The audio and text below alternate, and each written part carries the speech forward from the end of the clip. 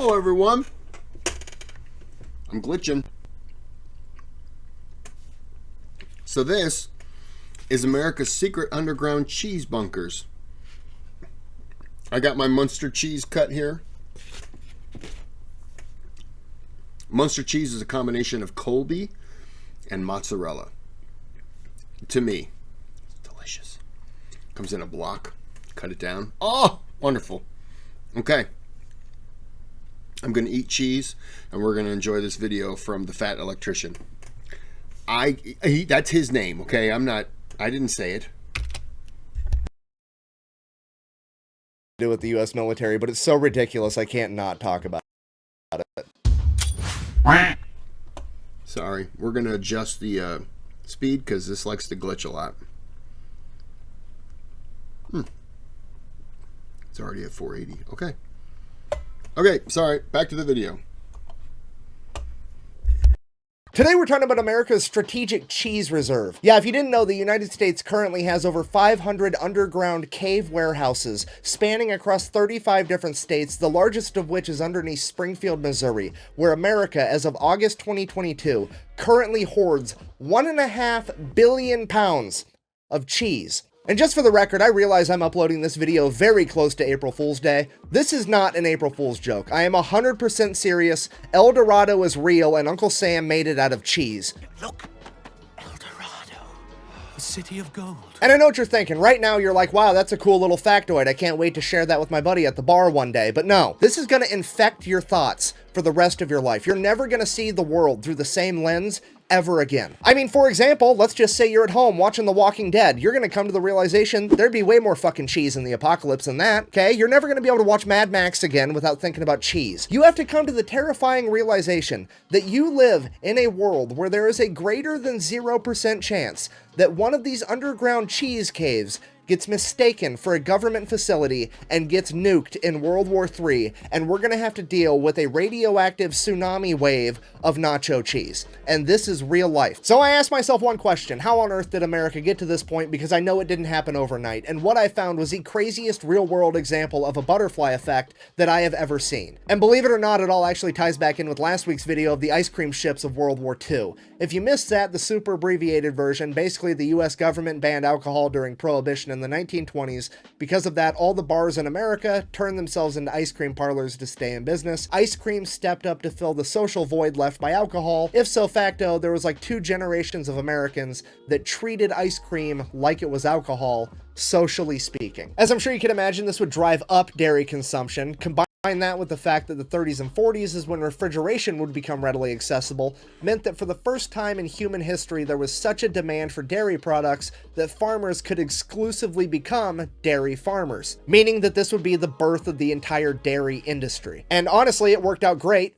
Right up until it didn't in 1949. 1949, 4 years after World War II, the American military is downsized, there's not an entire horde of young men eating 10,000 calories a day, and America's not exporting anywhere near as much food to other countries for war relief, meant that there was a decrease in dairy consumption, or a dip in the dairy market. As this became a bigger and bigger problem, the government had to step in because they weren't about to let the entire dairy industry implode, because I mean, let's face it, that would be utter catastrophe. So the USDA stepped in and said, hey, you know what, we're gonna buy all the excess milk. Okay, pause.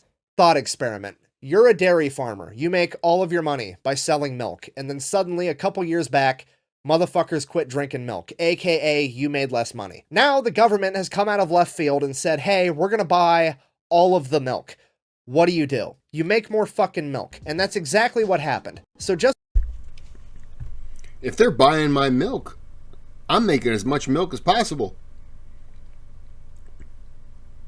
What's the incentive? The incentive is they're going to buy it, right? Well, there you go. And you can turn it into cheese. You can turn it into a lot of things. Well, clearly cheese. That was a stupid comment to it, but you can turn it into cheese. I don't know if anybody knows that. What a dummy. Just to be clear, there was already too much milk.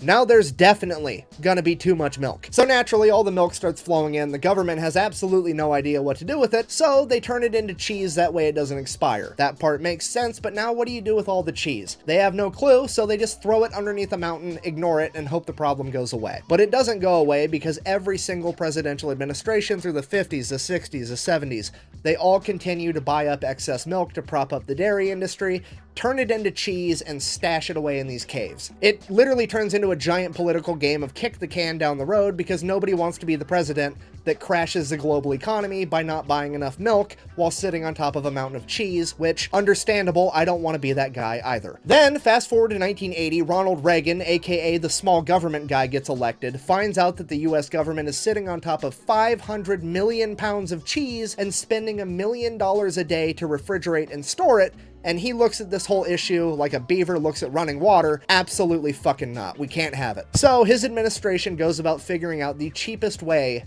to solve this cheese problem. Obviously, we're gonna throw it all in the ocean. However, having at least the foresight to understand that that would cause political backlash, he wanted to see how the public would receive it, so someone from his administration shows up to a White House press conference with a 5-pound block of moldy cheese and is like, hey, we got 500 million pounds of this shit. How would you guys feel if we threw it in the ocean? It'll be fun. We'll save money on cheese.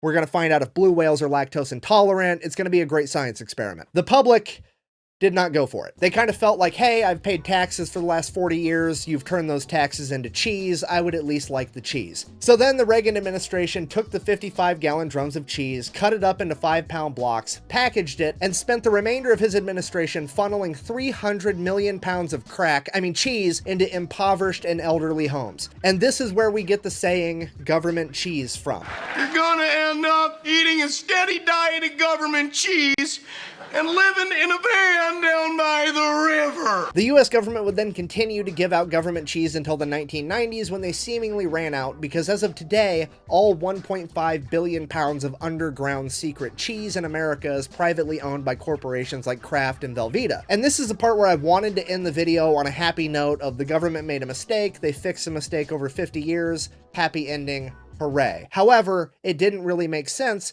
because something happened in the 1990s where the government was able to stop buying the excess milk. What happened? And that's when it hit me. It was absolutely the Got Milk ad campaign, the biggest, most iconic ad campaign of all time. I mean, every cafeteria and every school in America had a bunch of posters of famous athletes with milk mustaches saying, "Got milk, drink your milk." I vividly remember commercials as a child telling me that if I didn't drink enough milk, my arms would literally fall off my body. Well, Mr. Miller told me he never drinks milk.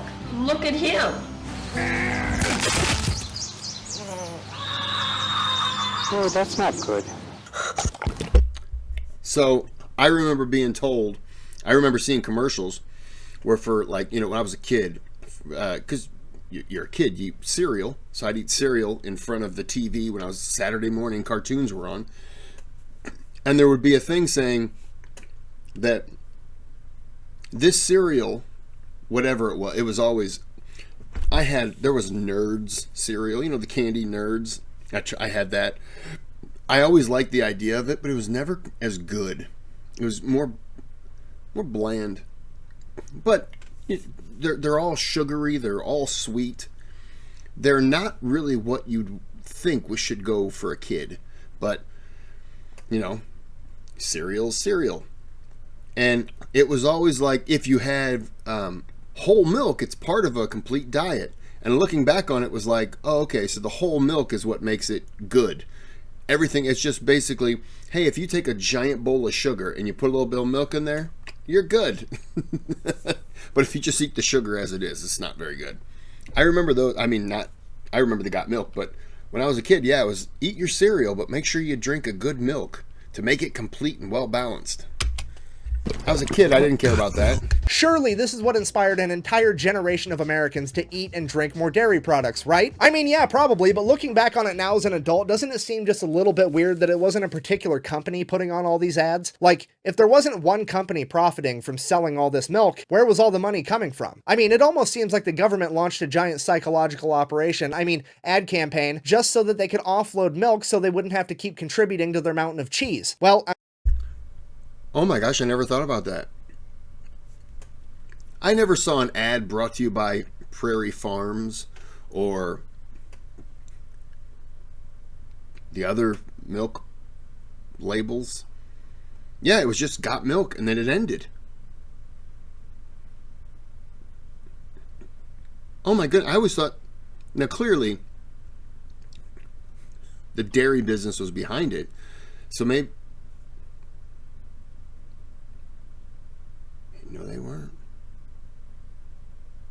Wow. Wow. Okay.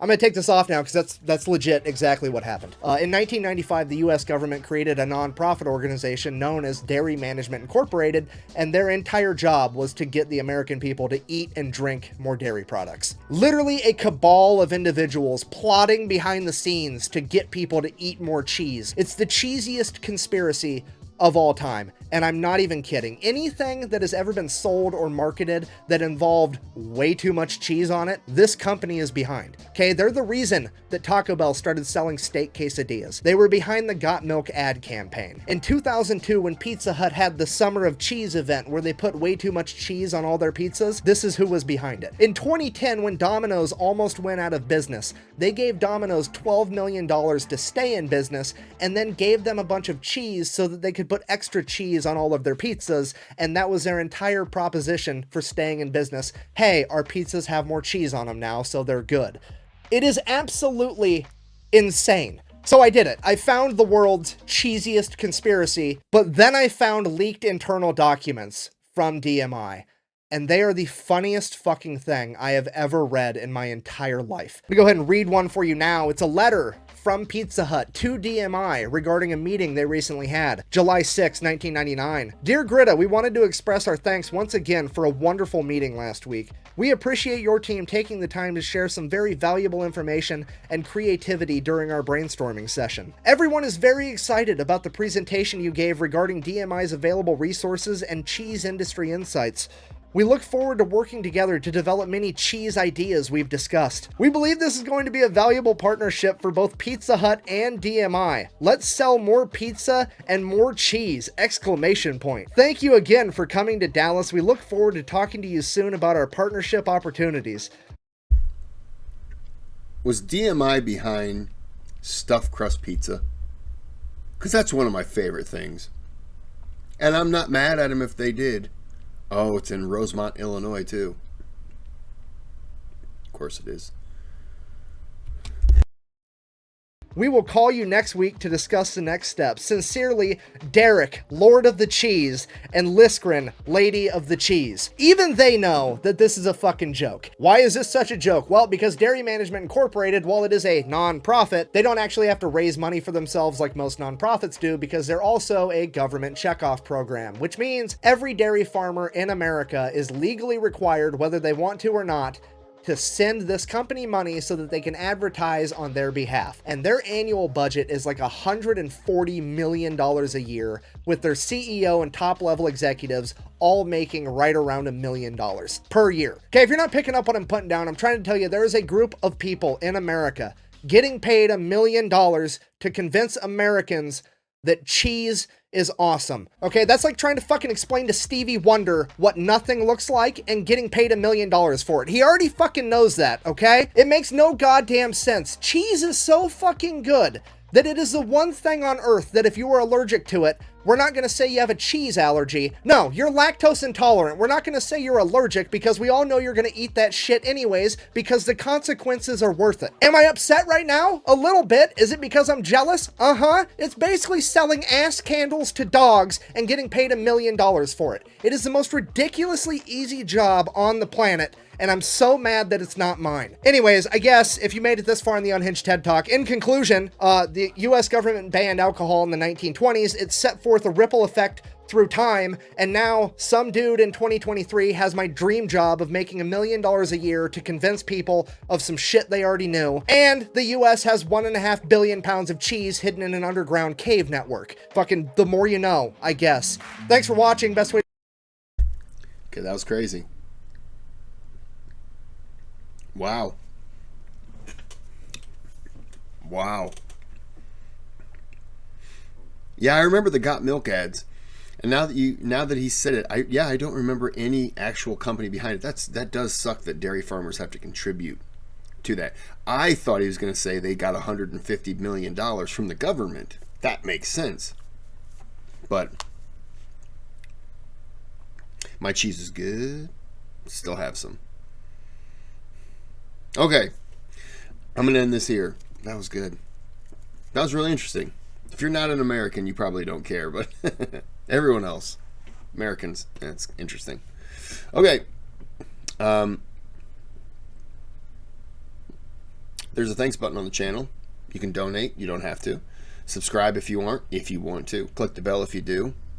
And give a thumbs up. Those are the only three things I ask for. Donations, strictly up to you. Subscribe, that would be nice. But thumbs up is mandatory, because you watched the video. All right. So until next time, have a good day, have a good night.